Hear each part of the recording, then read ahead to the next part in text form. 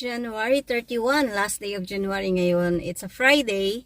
And di ba nga meron tayong schedule sa Friendly for my CT scan dito sa abdomen natin. So, I'm so early kasi natid natin si Bunso. Kakahatid lang natin sa kanya. And 8:45 pa yung schedule ko for my CT scan. 7:12 pa lang ng umaga. So, I'm just hoping na walang makitang anumang diferensya. And, i-update ko kayo. Siguro by next week ko pa malalaman yung result. Kasi papa-appointment tayo kay Doc. Para next week malaman na natin yung result. And may mga kailangan din akong prescription. Kasi run out na tayo ng mga gamot. And, ayun. Tubig lang. I need to drink 1 liter of water 1 hour before nung aking procedure. So, nawiwiwi na ako. Ayan. So, yung bakit ako magpapa-ultrasound, magpapa-CT scan? Kasi wala silang nakita doon sa ultrasound ko before na ginawa nila sa abdomen. Actually, vaginal at saka abdomen yung ginawa sa akin. Wala silang makita kung ano yung hinahanap ni Doc. Natatabunan yata ng fats. So, nagkakaroon kasi ako, nakaka-experience ako ng bleeding at the same time yung parang spotting siya. Tapos, sumasakit yung abdomen ko, nagiging bloated ako. Konting kain ko lang, feeling ko hindi na ako makahinga. And yung upper parts dito sa baba ng bra, laging masakit, may kumikirot na hindi ko maintindihan. So, tapos, malaro na rin dito sa gilid ko. Kaya medyo, ayun na nga, nag-worry na ako kasi start na yung klase ko next week for individual support. Yung para siyang caregiver kung tawagin natin sa atin. And, ayun, nag-worry ako baka mamaya hindi bagay sa akin yung course dahil nga kailangan kong alagaan yung client, tapos may mga buhat-buhat din, di ba? Aanhan mo siya. So yun, ang ino-worry ko kasi may osteoporosis ako at the same time scoliosis, lagi na rin masakit yung hip arthritis ko.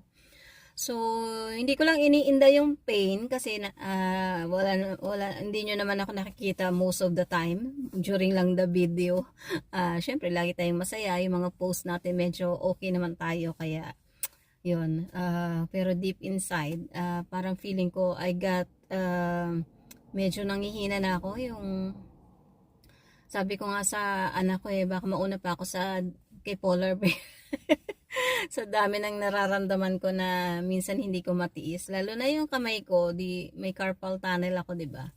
So, since nag-stop ako mag-massage, hindi na siya ganun kasumpong, pero sumusumpong pa din siya, sumasakit pa din yung kamay ko, pero hindi na kagaya nung after kong nagtatrabaho sa massage. Pag uwi ko talagang napakasakit ng mga kamay ko, namamanhid pa rin siya, pero tolerable na siya, unlike before na napakasakit.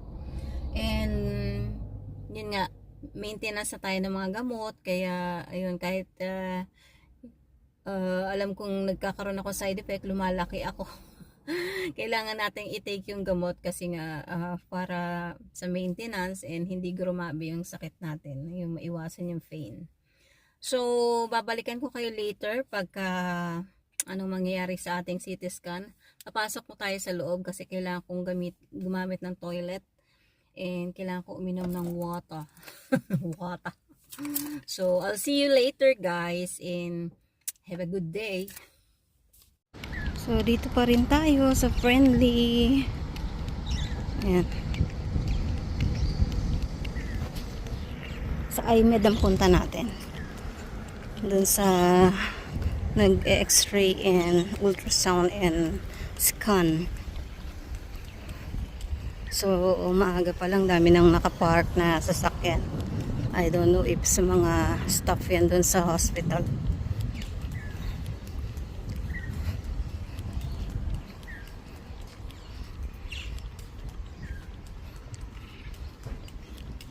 Ayan.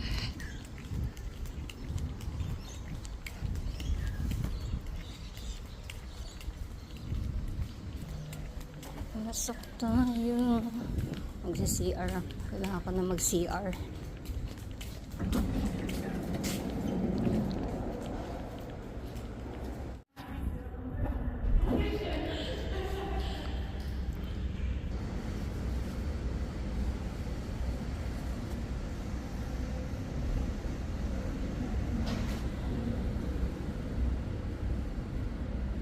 Ito pala yung ating papel. So, nakalagay dito. Ayan. 30 minutes. 30 minutes. 8:30 daw ako. Kailangan nandito na. So, ayan.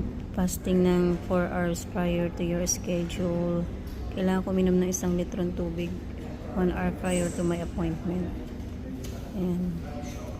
Tapos yung gagawin nga sa akin is yung CT scan. Ayan.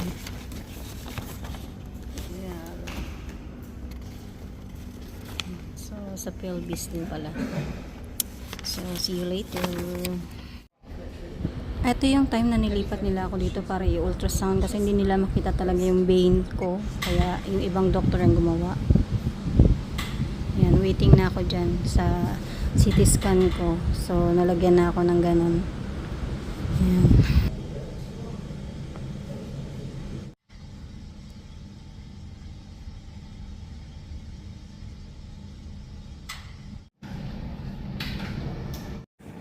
Hi guys, tapos na yung ultrasound ko. CT scan pala. Pero hindi pa nila tinanggal to kasi under observation pa ako for 15 minutes dahil na baka sumama daw yung pakiramdam ko. Nahirapan silang hanapan ng vein yung aking yan, sa braso. Kaya kailangan pang i-ultrasound ako para makita nila yung vein para malagay nga itong gagamitin for CT scan. So medyo manhid yung feeling nung merong ganito. Pero during my CT scan, okay naman.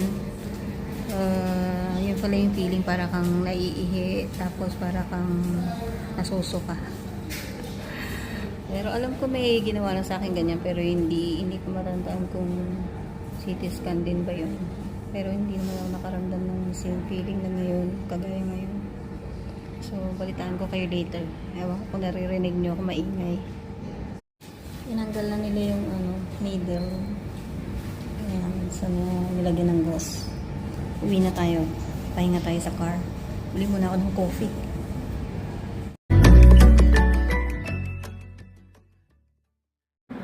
Hi guys, bahay na ako and nakapag-lunch na rin ako. Brunch pala.